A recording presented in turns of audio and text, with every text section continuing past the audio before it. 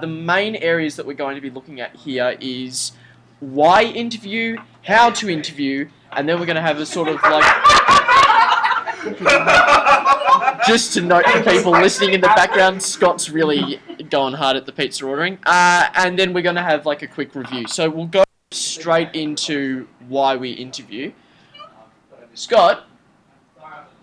Yeah, thanks. Alright, so the question as to why we interview has to start off with what makes great content. And great content is something that is creative, unique, and is also something that is interest of you. You're only going to do an interview, hopefully you're only going to do an interview, if it is something that can be of interest to you to start off with. Oh, it's you, Scott. You're like, hey, it's Scotty. Something that can be done creatively and something that is unique. If you can hit one of those three, that's great. All three, you can give high fives to like 1,000 angels. So, creative, unique, and something that is of interest to you. Why do we have interviews when we're doing radio shows, or if you're on 1700? We do them because it provides a variety to the content that we offer to our audience. It adds credibility to a story. It gets us better insight onto an issue and can provide another insight, because sometimes a program can only ever focus on one way of looking at something, so it can give you a counterpoint. And it can also include a major part of the music industry, that is the artists, in the conversation as well. And then why do interviewees come on air is something that I think we've got to be aware of as well. They're coming because they want to promote a gig, or it could be like a good old-fashioned hoedown. They want to add credibility to themselves. It is a genuinely fun way to spend their time. Sometimes it could be someone who's been in the media recently and they want to sort of set the record straight, or they want to build their profile. So you've got to sort of understand when you're interviewing that there are two sort of sides to this story sometimes, and that is that you want something out of it and they want something out of it. Now into the fun stuff. How to interview. So we'll start off with how to get one, and this is where we sort of talk about our talks department. So if you are in a flagship program, your EP will pass interviews on from the talks department, and then you can also request your EP to contact the talks department to get an interview started as well. If you're a seasonal, you can request for your show to be sent interviews from the talks department, or you can request likewise. And the main reason that we go through the talks department is so that we've got a single point of contact as an organisation into the outside world. So rather than looking sort of disorganised and haphazard with just having us individually say, I represent SYN and I'm doing this, we just have a talks department and they're sort of like our gateway. If you're a reporter for Panorama, which is our daily news and current affairs show, that is being produced in a really tight timeline, so you can contact your talent directly, usually with consultation with your daily producer.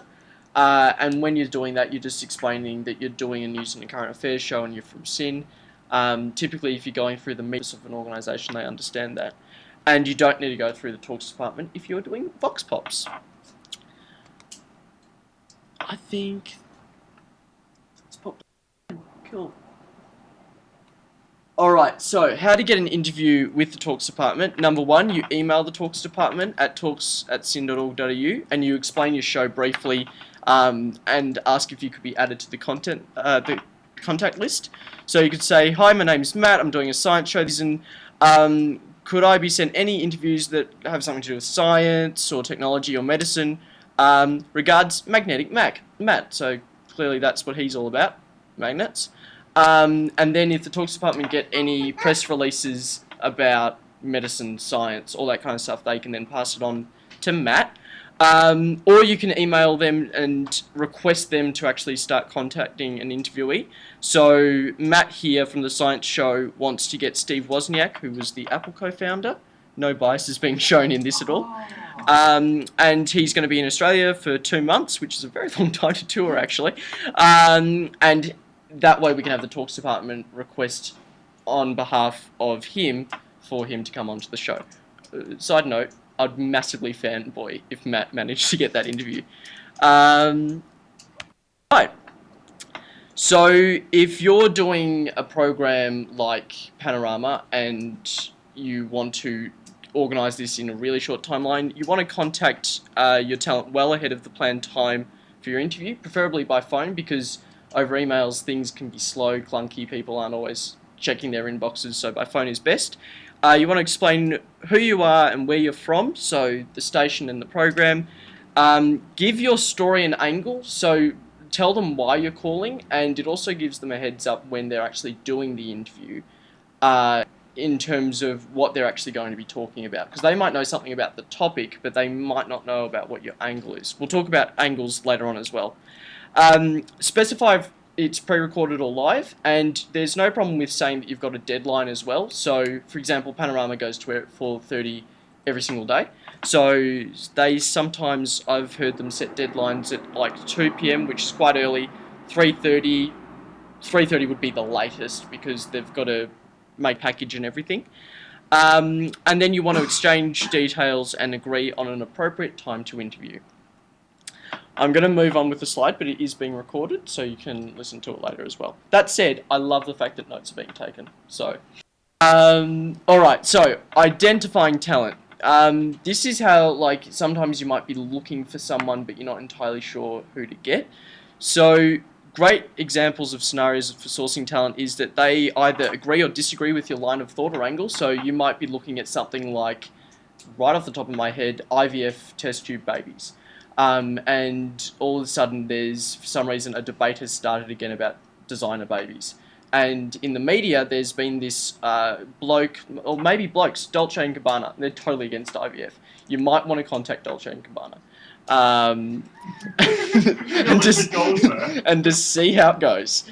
They could be involved in a band that fits with your show's genre, or they could be involved in a group, community group, or activity that fits your show's genre. So we had one program a while ago, it was really long ago, they had some groups from University Quidditch because they were doing geek culture, so you can get that as well.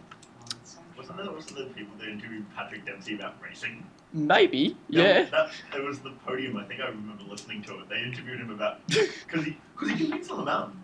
Right, okay. Yeah, he's really into Patrick it. Dempsey. McTreamy, I believe. Well, there you go. If my mum is endowed with like Grey's Anatomy knowledge. You want your talent to fit with your show, because a great interview isn't something that just happens because. So you don't want to just have it as something to add to your show because you can just throw it in there. You want to make sure it clicks, sort of. Now into the preparation bit. Just to go off the very top line, and I don't know, like, I was reviewing this when I was making it, and I was like, the very first point I say is poor presentation. Like, we're starting from a negative standpoint, which is bad. I'm going to try better at that. But this is something that apparently Lee Sales' dad said to her, and she's from the ABC, and she carries through this through with everything. Poor preparation is always prevented with preparation. Oh, poor presentation is always prevented with preparation. There you go. Oh, what's one? Oh, cheers. So, in the time before your interview, you want to be doing your research. And that's when you're looking at either your musician, your comedian, or your expert, and that can be just going on Wikipedia and like looking at them as a person, but that isn't really why you're interviewing someone. You're not interviewing the person about the person, you're interviewing them about their ideas or their activities. So research can also include consuming their work, like listening back to their music a couple of times, looking at articles, reading some essays, looking at some photographs that they've taken, if they're a photographer, looking at their paintings, or if they're a comedian, looking at their stand-up. And this will help you start thinking of questions. So while you're watching all of this stimulus, while you're consuming all of it, you can start being like, I wonder how they did that, or I wonder what made them do that particular thing. And to start with your interviews, you want to be looking for nuance.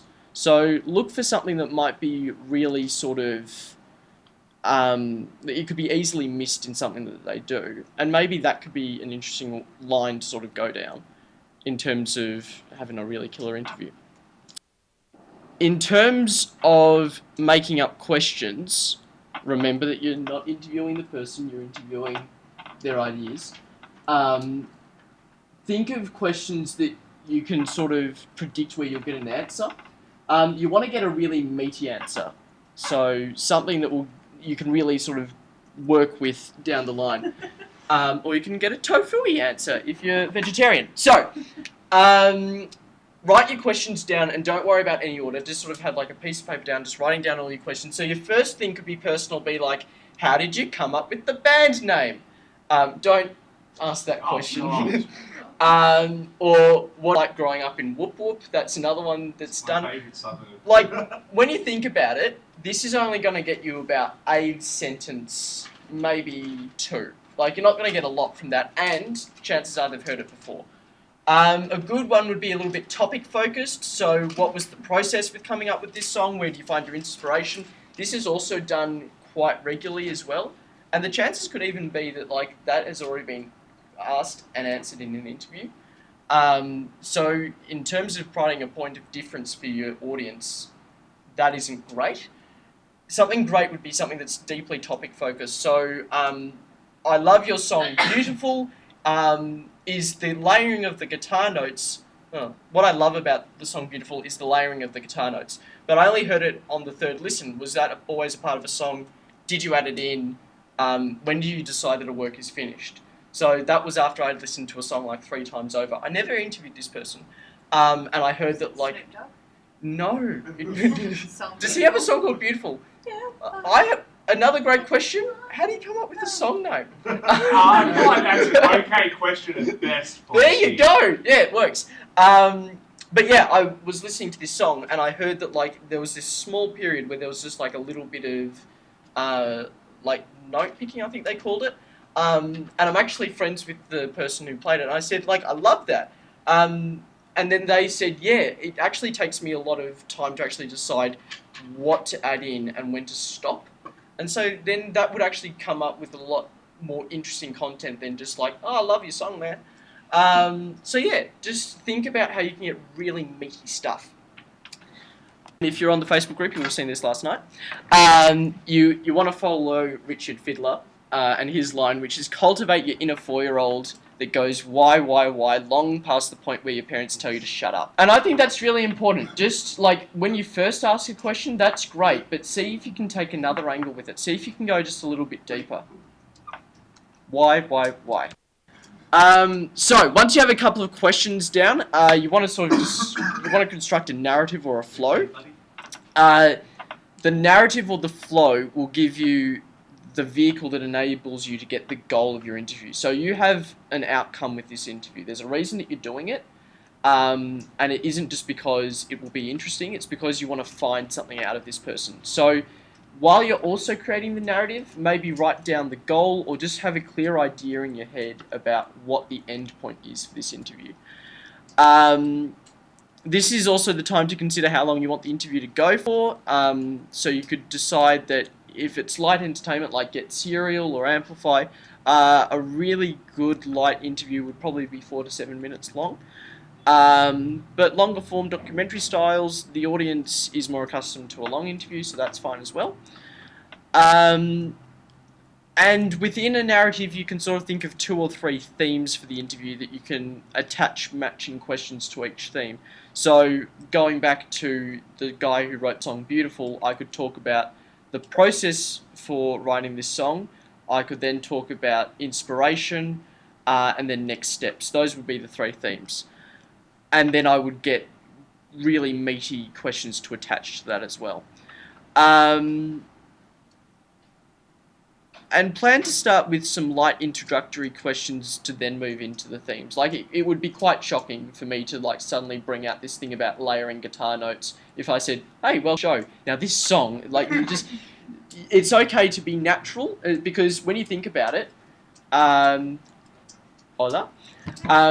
When you think about it, your audience is also on this journey as well. So you want to sort of ease everyone into this interview. Ease yourself, ease the talent, and ease the audience all into it. Make sure everyone's aware what's happening. When thinking of your questions, remember that a great interview is one where the interviewees contribute to the conversation. That actually seems like a really obvious point that I put in there. It is compelling to design your questions in a way where they'll respond and actually become the storytellers. So in some ways, it can be better for you to talk less and for them to talk more. So you want to be trying to get them to do all the talking. There are two ways that you can go about it that I've sort of thought about. One is to craft open-ended questions, and the other one is to use great directive terms, which is a holler back to my days in Year 12 last year. So, open-ended questions answers questions that can't be answered with a yes/no response. So this is how you can sort of turn on nervous or disinterested talent. So if someone has just like done 10 interviews this week for their upcoming gig, they could be really bored with the whole process now, and they could just go, yeah or nah. And you don't have to do that. You want to force them to talk. So, have you enjoyed the festival so far? Yes.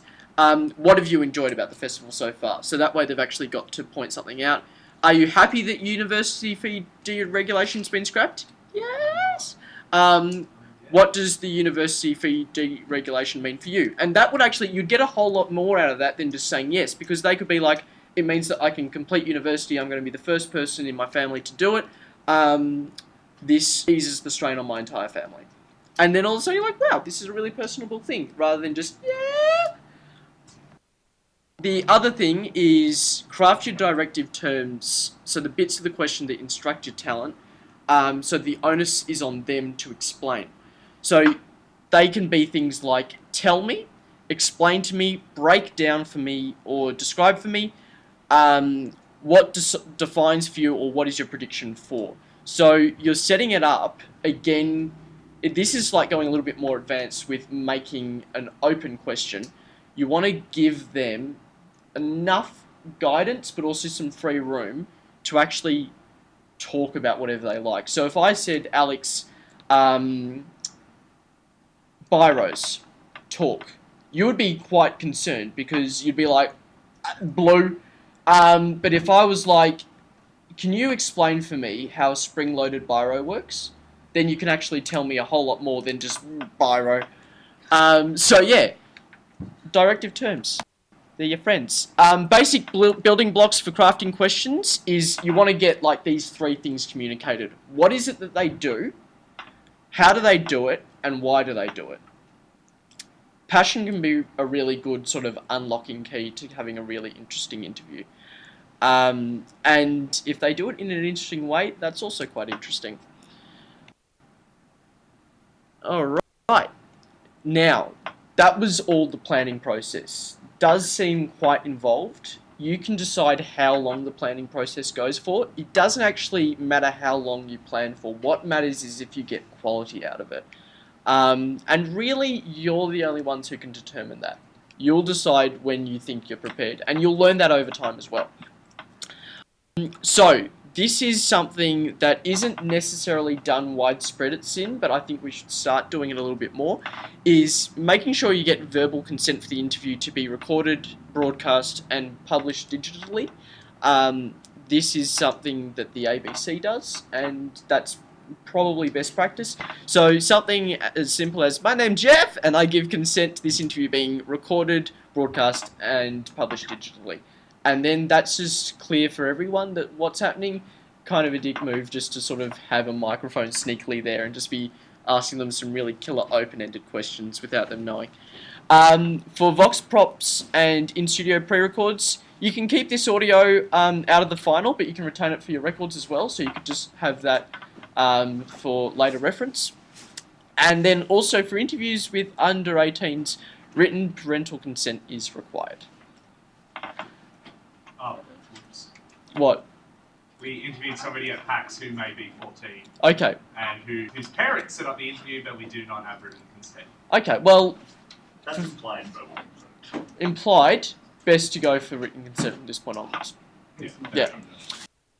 Alright, so you can start with some ice-breaking questions when you're starting off the interview, but you want to sort of keep it to the style of the interview. So if you're doing something about I don't know why this came up first, but you could be talking about euthanasia. I'm just like, all right, we're going with this example. Let's do it. So you could be talking with maybe a relative of someone who's really in pain at the moment. So when you're doing that, you won't be asking ridiculous icebreaking questions. Be like, how are you going? How's your week been so far, and all that kind of stuff. You want to be You want to show empathy to the situation that you're in. Icebreaking is ideal for pre-records because you can edit it out later, but it might be really interesting as well. Hell, you might get a really good way to start something. And you can icebreak on air, but don't dwell on these questions because remember, you want to actually get into your narrative and your themes, so that's only there briefly. Icebreaking, great, don't dwell. Experience. If you have someone that's a bit controversial, maybe don't tell them about the dump button. Okay. I had an experience where I was producing a show on Triple R for Tony Biggs. Okay. He does a show called On the Blower, which can be quite controversial at the best of times. And we had a guest in. They were told about the dump button, and they proceeded to say on air, and Tony was really slow, that all police are C. Great. Fill in the blanks. Cats. Yes, they were all cats. And we thought, upon reflection, maybe don't tell them. But if it's someone that's nervous, that might help them feel a bit more relaxed. Yeah, read to the situation. Yeah. Yeah, you can find that controversial people or comedians want to push it. Yeah. Because they give zero shits, so they'll just see how far they can push it. Yeah. Yeah. So read the situation as it runs. Thank you. I've doubled up on some slides here, it's weird. Continuing with the introduction part of the interview, have the talent explain what they do as if no one has ever heard it before. This would be optimal for interviews that are outside of music interviews. So you don't need someone to be like, I'm a guitarist, I'm the guy in the band who plays a guitar. But you can... And that is how I conduct all my interviews. Yeah. But you could be like, I'm Pete from the Park Preservation and he's a Park Preservation Rejuvenation Officer. So basically he waters the grass. For Melbourne City Council. I'm the bloke who makes sure that the sprinklers turn on and puts the plastic guards around the trunks of trees that stop possums from running up. People love talking about themselves. If you just imagine, like, if you're meeting someone at a party or something, and you're like, what do you do? You can pretty much work out that everyone's got their script of what they do. And so why spend your time trying to explain what someone does when they'll do it for you? Cool. Once you're underway, you can really start getting into the prepared questions and narrative. You should stick to your prepared questions, but remember it's a conversation, so don't spend too much time looking ahead to the next question, because a normal conversation has back and forth. So it makes sense if your interviewee says something for you to respond and not just go, yeah, and then go next question. Like, you're having a conversation here. It also... In a conversation, it doesn't make sense if we're talking about assumed knowledge. So if I had a conversation with Fee about the recent election that happened over in Canada, and I was referencing political parties by their acronyms, it would be normal in a conversation for her to be like, hold on, what's the DPL? I don't even know if there is a DPL party. And then I could explain it. So you can also clarify points that are a little bit complex by just being like, hey, could you explain that for me? Because that also helps the audience as well. And sometimes your interviewee might give you a lead or a little nugget of information out of their response. So you could have Pete talking about how he works in the parks, and he decided to get into it after he was working as a funeral director. Now, this is really blunt. Like, you can tell there's a lead there. You're like, it's like when your friend says, oh, I'm okay now, but last night it was hard. And, like, you could ignore that, but of course you're going to be like, okay. Ignore it. Also, last night it was hard is a really weird thing for someone to say.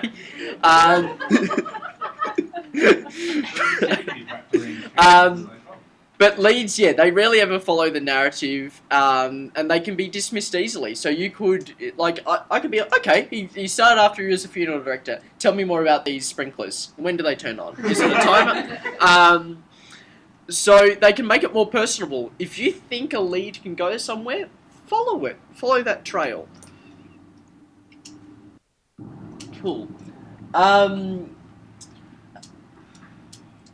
Another way that you can get a lot out of an answer is if I'm like, alright, so how did you get into parks? And then he says the thing about the funeral director. And then I keep eye contact with him, but I don't say anything. Because he could say a little bit more about his time as a funeral director. So he could be like, I loved the smell of the cut grass when we were burying a body. And then you're like, Pete, you're a freak, but I like it. So yeah, you just want to leave that gap, not long enough that it's awkward, but you know, like when sometimes you're just talking with, like, it's normally grandparents who are really out of it. And like you're answering a question for them and they're just like, yeah, and they're nodding, but they don't say anything. And so like you're trying to fill in this awkward space. That's what's good, because people hate awkwardness. They want to fill it up. In both following a lead and leaving space, make sure that you know where the convo is going next. So you don't want to leave a space because you're like, I have no idea what I'm saying next. You want to also not be afraid of things back to the narrative, because you're the person who's defined what the goal for this interview is. You've decided the questions, and it is not so much on you, but it is up to you to make sure that you reach where you want to go. So don't be forceful, but just be confident when you're transitioning to going back to the narrative or going to the next theme. At the end of it, thank your guest for coming on and offer to send them a coffee. Not a coffee, you could send them a coffee, but a copy.